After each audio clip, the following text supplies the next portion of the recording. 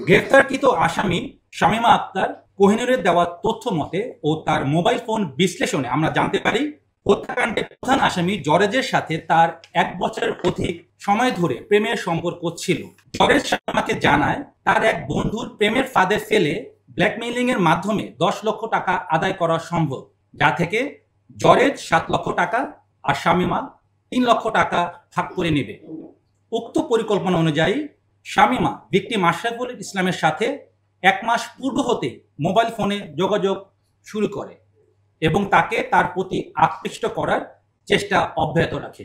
তারই ধারাবাহিকতায় মোবাইল ফোনে তাদের নিয়মিত অডিও এবং ভিডিও কল চলতে থাকে। পরবর্তীতে গত 11 নভেম্বর 2025 তারিখ রাত 8টায় জরেজ ভিকটিম আশরাফুলকে নিয়ে ঢাকায় রওনা করেন।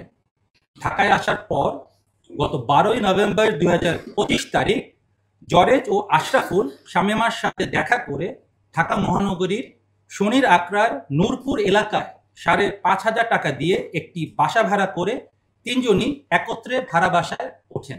রংপুর হতে ঢাকায় আসার পূর্বেই জরেজ তার প্রেমিকা শামীমা আক্তার কোহিনূরকে ফোনে জানায় ভিকটিম আশরাফুলের সহিত সে যেন অন্তরঙ্গ ভিডিও ধারণ করে এবং পূর্ব পরিকল্পনা অনুযায়ী সে ভিডিও দেখিয়ে যাতে তারা 10 লক্ষ টাকা আমাদের যে আশরাফুল তার কাছ থেকে আদায় করতে পারে।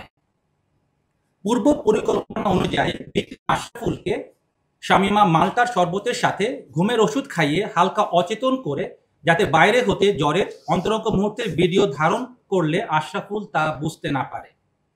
পরবর্তীতে যখন একান্ত সময় কাটায় তখন জরেজ বাইরে হতে ভিডিও ধারণ করে থাকে এবং উক্ত ভিডিও আপনাদের সামনে যে মোবাইল আমরা জব্দ করেছি তাতে আমরা পাই এবং ওই অশ্লীল ভিডিওগুলো ধারণ করে সে পরবর্তীতে ব্ল্যাকমেইলিং এর একটা চেষ্টা করে